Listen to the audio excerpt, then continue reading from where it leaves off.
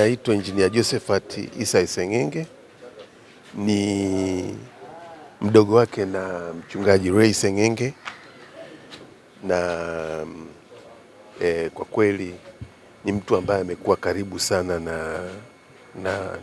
na familia hii kwa muda mrefu sana, nikichukulia kwamba toka tumekuwa chuoni, yani chuo kikuu cha Dar es Salaam University, kabla hata Neema Salome Chaguza hajaolewa, nilimfahamu kwa jinsi alivyokuwa mpole, mtaratibu na mwenye mapenzi na watu. Na hata kaka alipokuwa amefikia katika stage ya kusema anataka kuoa au kuchumbia, alinionyesha, alinishirikisha, akasema unamwona huyu anafaa kuwa mke wangu. Nikamwambia kaka, kwa kweli huyu ni mwanamke ambaye anastahili.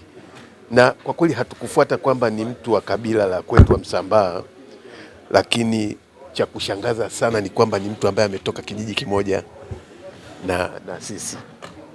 Kwa hiyo nilimtia kaka moyo, nikamwambia kwa kweli kama kuna mtu anafaa sana kuwa naye katika maisha ni huyo. Kwa hiyo nilimfahamu shemeji yangu kwa muda mrefu,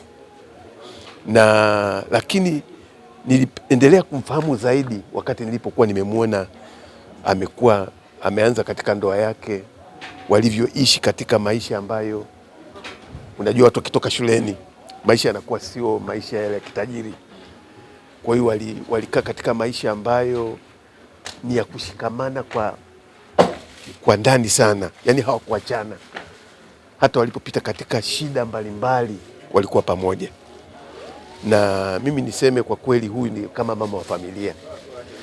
Neema alikuwa na characteristic moja kwamba ni mtu mmoja ambaye alifanania vitu sana kwa mama yake na baba yake, kwamba alikuwa anapenda vitu safi.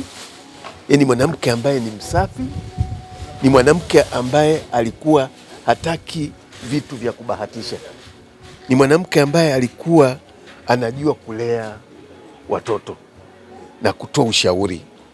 Kwa hiyo kwa jinsi nilivyomfahamu, sisi kifamilia tulikuwa tunamwona kama ni mama wa familia. Na mimi niseme kwa kaka yetu ambaye ndio kaka mkuu, tuliona kwamba amepata bahati ya kupata kiongozi ambaye anatusaidia na sisi kama familia. Kwa kweli msiba huu tunaupokea kwa masikitiko makubwa sana, kwa sababu si kwamba Neema alikuwa amefika katika umri ambao alikuwa kwamba ndio Mungu amchukue, kwa sababu bado tulikuwa tunaona kwamba kwa muda aliyokuwa nao kama bado ni kijana alikuwa anaendelea kutulea. Mimi nilimwambia kakaangu kwamba kama niliona mwanamke ambaye anafanana na Dorcas au Tabitha, mtu ambaye alikuwa analea hata watoto ambao sio wa kwake. Hapa nyumbani pekuwa na watoto kama 15, na jinsi ambavyo walikuwa wanafanya ni kwamba wanachukua watoto mtaani, wanawalea watoto mtaani wakiwa toka wako chini kabisa primary, wanawakuza, na huyu mama ndiye anayewapikia chakula. Huyu mama alikuwa hachoki, hata mpaka wakati msiba umempata alikuwa yuko jikoni anatengeneza chai kwa ajili ya watoto.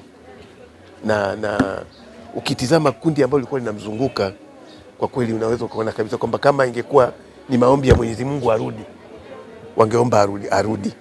Kwa hiyo niseme kwamba kwa kweli tunaupokea msiba huu ambao umetokea kwa ghafla sana. Kakangu aliniita dakika kama 40 kabla ya msiba kutokea, akaniambia, wananiita jina Joza, geuka, nimepata tatizo zito sana.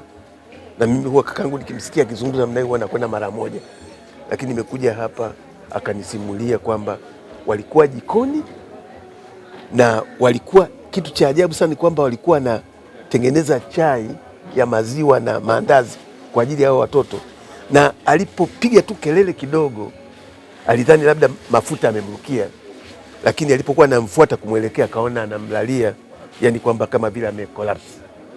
Na kwa kweli niseme, anasema kama nisingelikuwepo pale ningeuliza vijana maswali mengi sana, lakini Neema alichukuliwa mikononi mwangu.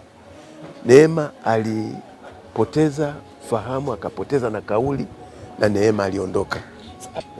Tunamshukuru Mwenyezi Mungu kwamba tumetoka kwenye kikao sasa hivi.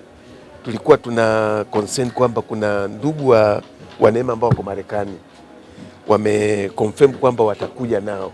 Kwa ajili ya kutoa space kwamba waweze kusafiri na kuja, tumeona kwamba tentatively kwamba Jumatatu itakuwa ni wakati mzuri zaidi wa kufanya mazishi.